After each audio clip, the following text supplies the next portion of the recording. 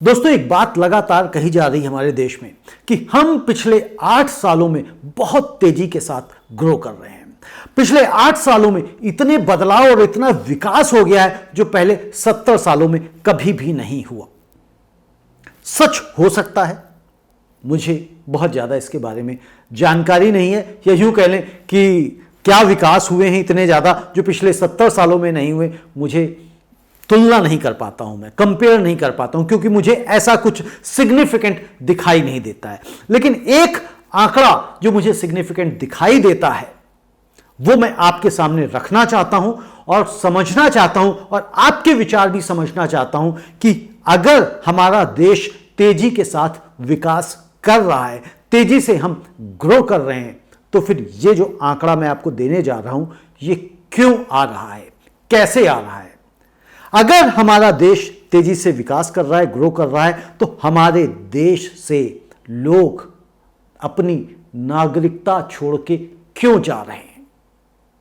जी हां, हमारे देश से लोग अपनी नागरिकता, भारतीयता छोड़ के क्यों जा रहे हैं? सरकारी आंकड़े के मुताबिक दिसंबर 2021 में जो एक आंकड़ा दिया गया था कि 8,81,254 लोग, कितने? 8,81,254 लोगों ने हमारे देश की नागरिकता छोड़ दी। आप सोचिए, जो 8,81,254 लोग हमारे देश को छोड़ के गए हैं, वो कोई आम भारतीय नहीं थे, वो कोई रिक्शा चलाने वाला भारतीय नहीं था, वो कोई मजदूर नहीं था, वो कोई सब्जी बेचने वाला व्यक्ति नहीं था, वो कोई 30-40 हजार 50 हजार रुपए महीना की नौकरी करने वाला व्यक्ति नहीं था। क्योंकि दूसरे देशों में नागरिकता पाने के लिए 2 तरीके होते हैं। यानी एक तो आप हाईली एजुकेटेड हो, प्रोफेशनल डिग्री आपके पास हो, डॉक्टर हो, इंजीनियर हो, जिससे आप उस दूसरे देश में जाके उस देश की मदद कर सके, उसमें कुछ वैल्यू ऐड कर सके, तभी तो वो दूसरा देश आपको लेगा। एक तरीका। दूसरा तरीका यह होता है कि आपके पास पैसा हो, यानी कि आप वहां की नागरिकता वहां इन्वेस्टमेंट करके ले सकें, या यूं कहने खरीद सकें। सीधी सी बात है।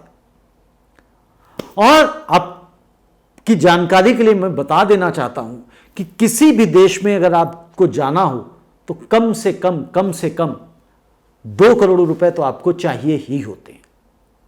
उससे कम में आप जा नहीं सकते। हाँ, कुछ देश हैं छोटे छोटे से जो आपको कितने 40-50 हजार डॉलर के ऊपर आपको नागरिकता दे देते हैं, और लेकिन वहाँ जनरली लोग इंडिया से क्यों जाना पसंद करेंगे? या तो अपराधी लोग जाते हैं या कुछ और दूसरे तरीके के लोग जाते हैं। लेकिन सबसे ज़्यादा हमारे देश से जो लोग जाते हैं वो यूएस जाते हैं, फिर यूके है, फिर कनाडा है। इस तरह से जो 2-3-4 देश हैं जो हमेशा टॉप पे आते हैं।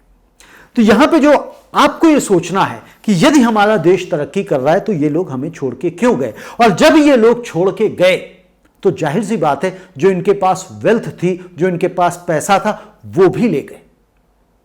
10 लाख लोग अगर छोड़ के चले गए हमारे देश को और अपनी वेल्थ भी साथ में लेके गए, तो आप सोचिए हमारा घाटा हुआ या फायदा हुआ। ये वो लोग थे जो किसी ना किसी को हो सकता है रोजगार दे रहे हो, कोई 4 लोगों को दे रहा हो सकता है, कोई 10 को, कोई 20 को, कोई 50 को, लेकिन वो हमें छोड़ के चले गए। कुछ और मैं डेटा आपके साथ शेयर करूंगा, साझा करता हूं, और आप इस पे सोचिएगा जरूर। ये अगर जो 2015 से लेके 2021 तक, जैसे मैंने बताया, अगर 2015 में 1,31,489 लोगों ने देश छोड़ दिया, नागरिकता छोड़, देश तो ठीक है। 2016 में 1,41,603, 2017 में 1,33,049, 2018 में 1,34,561 लोगों ने पासपोर्ट सरेंडर कर दिया। 2019 में 1,44,000, 2020 में 85,242 और 2021 में 1,11,287, और ये 1,11,287 2021 का 30 सितंबर तक का ही डेटा था, और उसके बाद भी जो छोड़ के गए होंगे। और अभी जो एक पढ़ा था मैंने, वो मैं उसे वेरीफाई नहीं कर पाया, बट वो 12 लाख से ऊपर का डेटा अब तक का बन चुका है। कारण क्या है देश को छोड़ के जाने का? कुछ लोग बच्चों की अच्छी एजुकेशन के लिए जा रहे हैं, कुछ अच्छे फ्यूचर के लिए जा रहे हैं, कुछ यहां पे जिस तरह से इनइक्वलिटी हो गई है उसकी वजह से जा रहे हैं, कुछ लोग कहते हैं कि भाई हम वहां पे बाहर के देशों में इतनी नफरत नहीं है इस वजह से हम जा रहे हैं।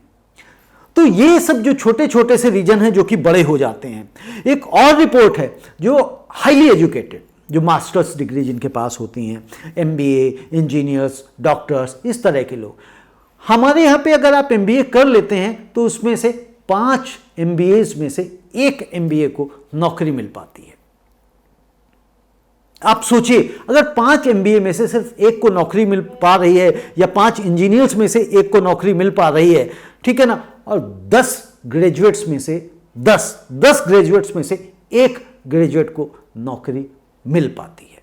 तो ऐसी स्थिति में यदि व्यक्ति को अपने परिवार का पालन पोषण करना है और अपनी भी ग्रोथ देखनी है तो जाहिर सी बात है, जिसको जहां अपॉर्चुनिटी दिखाई देती है, अवसर दिखाई देता है, वो चला जाता है। दोस्तों, आप सोचिए कि ये ऐसा क्यों हो रहा है? क्यों नहीं हम अपने ये वेल्दी नागरिकों को, धनवान नागरिकों को हम अपने देश में ही रोक पा रहे हैं, या जो हाईली स्किल्ड हैं, जो हाईली एजुकेटेड हैं, हम उनको अपने देश में नौकरी क्यों नहीं दे पा रहे हैं? हम उनको अपने देश में ही रोजगार क्यों नहीं मुहैया करा पा रहे हैं? और यदि हम इस तरह के स्किल्स को यहां पढ़ाएंगे, हमारे कॉलेजेस में पढ़ेंगे, हमारे यूनिवर्सिटीज में पढ़ेंगे, सरकारी यूनिवर्सिटीज में पढ़ेंगे, और उसके बाद अगर वो नौकरी विदेशों में जाके करेंगे तो ये किसका नुकसान है? आप सोचिए, अगर 8,81,000 लोगों की हम बात करें तो इसमें से कम 50% तो ऐसे ही होंगे जिनकी कम से कम जो नेटवर्थ है $1 मिलियन की रही होगी। यानी कि $1 मिलियन का मतलब तकरीबन लगभग 8 करोड़ रुपए से ज्यादा की रकम होती है जो एक व्यक्ति लेके चला गया है यहां से। और क्या यही कारण तो नहीं है कि हमारे देश में महंगाई बढ़ रही है? क्या यही कारण तो नहीं है कि हमारे देश में जिस तरह से बेरोजगारी बढ़ती जा रही है? इस पे आप सोचिए। कब तक हम फालतू के मुद्दों पे बात करते रहेंगे? कब तक हम गैर जरूरी मुद्दों के ऊपर बात करते रहेंगे, अपना समय व्यर्थ करते रहेंगे? क्यों नहीं हमारी सरकारें ऐसे काम करती हैं कि हमारा जो रिसोर्स है, हमारा जो स्किल सेट है, वो विदेशों में ना जाने पाए? अगर यहां पे हम उसे तैयार करते हैं, अगर हमारी फैक्ट्री में तैयार होता है तो यहीं पे काम करे, यहीं पे परफॉर्म करे। क्यों हम ऐसा करते हैं? कोई यहां से आईआईटी करता है, यहां से बड़े बड़े इंस्टीट्यूट से एमबीए करता है, बड़े बड़े इंस्टीट्यूट से इंजीनियरिंग करता है, डॉक्टर बनता है, और उसके बाद विदेशों में जाके सेवा करता है। सोचिएगा और कमेंट में अवश्य लिखें, और इस वीडियो को कृपया करके प्लीज़ शेयर जरूर करें और चैनल को सब्सक्राइब जरूर करें। धन्यवाद। नमस्ते।